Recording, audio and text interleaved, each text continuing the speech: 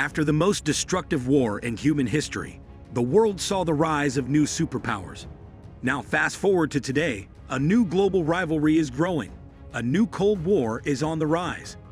So guys, join us as we dive into the fascinating complexities of this emerging era, where two major powers are competing for dominance in a rapidly changing world. With that said, stick with us to the end to learn everything. You see, the world is adjusting fast. We've come out of a time of big growth and stability after a destructive World War II. The US became a global leader and created groups like NATO and the World Trade Organization.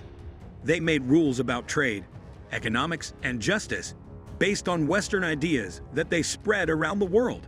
However, another big empire challenged this system with its own rules. But it didn't last long. When that empire fell, the US and its rich friends became the ones who set the rules and had the power. The US pushed its ideas of democracy, freedom, and trade all over the world. But sometimes, even though they made these rules, they didn't always follow them. They'd gotten close to dictators and messed with other countries' governments. They've even started wars and tried to stop communism everywhere. Even with these contradictions, this time has been one of the most peaceful in history. Big countries don't fight like they used to, partly because they realized that following the US-led system meant more money and growth. This was better than fighting. Plus, everyone knew that using the super powerful weapons they had would be disastrous. China's new system. Well, thanks to the way the US has led the world, China has become a big player. China used to be the most populous country, and now it's the second largest economy and has the world's biggest military in terms of active forces.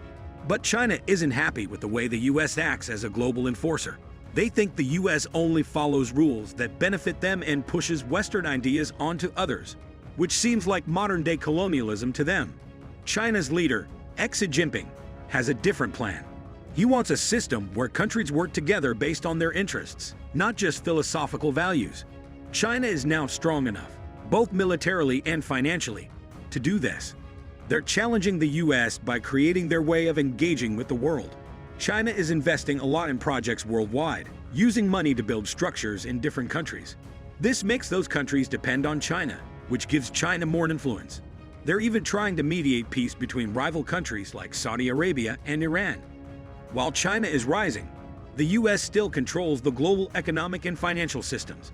But the competition between China and the US is changing things.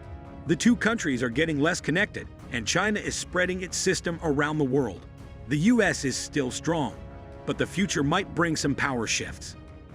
Currently, China is challenging this situation by teaming up with Brazil, Russia, India, and South Africa, known as the BRICS countries. They want to create a different economic group. These countries are all becoming really important economies and will matter even more in the next 20 years. Since 2009, the BRICS countries have been working together more closely. They meet every year, started a new bank to invest in their own countries, and are coordinating their policies.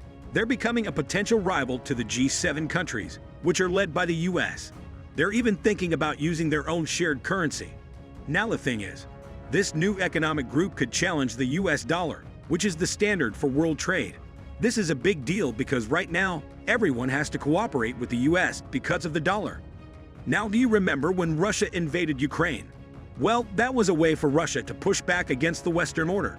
This event showed which countries were on which side, but most countries aren't choosing sides this time. They're kind of in the middle. These countries are important because both China and the US want them to join their systems. These non-aligned countries, as they're called, are vital. The US wants to keep them on its side, while China wants them to join its new system. This situation is different from the old Cold War, where countries had to pick either capitalism or communism. Now countries are smarter and are using this competition between China and the US to get the best deals for themselves. This is already happening in countries like Brazil. Brazil is a huge country that's close to the United States. Surprisingly, though, they're also part of the BRICS group with China. This is why Brazil didn't sell weapons to Ukraine when they asked. Brazil is in a tricky spot, balancing its interests that match the US and those that match China. In April 2023, Brazil's president went to China and signed lots of deals on technology, trade, and farming. He even asked China to help with the Ukraine situation. This shows that Brazil isn't picking sides. They're looking out for themselves. India is in a similar situation too. They rely on Russia for a good amount of their oil and weapons. At the same time, they also receive weapons from Europe, which adds to their options. But that's not all. India also benefits from a significant amount of money provided by the US. This money is aimed at supporting their technology startup companies, helping them grow and develop.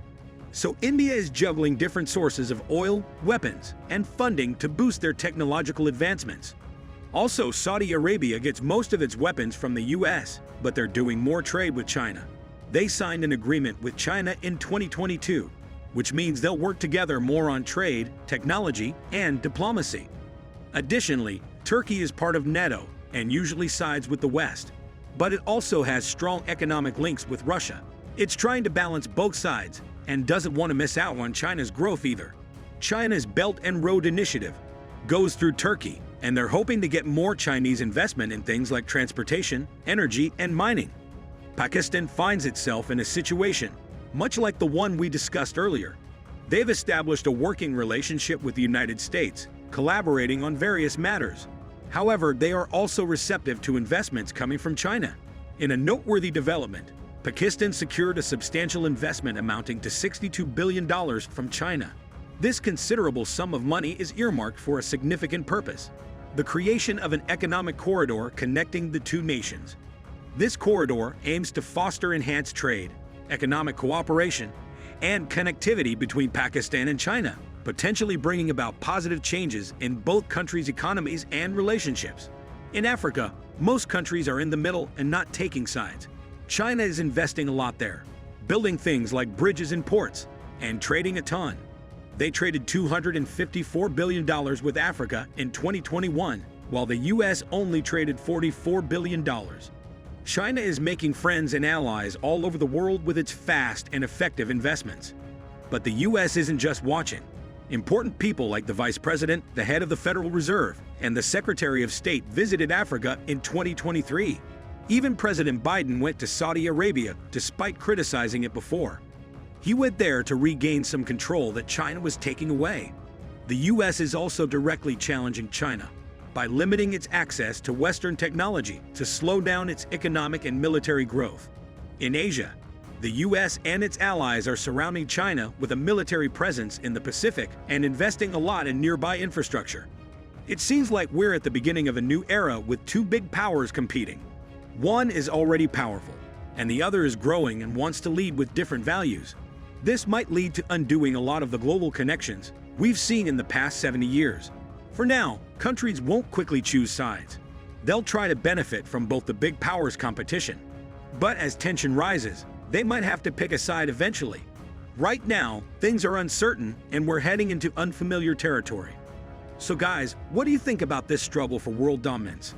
Do you think the US will be able to maintain its position, or will it be sidelined completely? Let us know your thoughts in the comment section below. Now, if you're interested in staying updated on topics like this, make sure to subscribe to our channel for more engaging content. Thanks for watching, and until next time.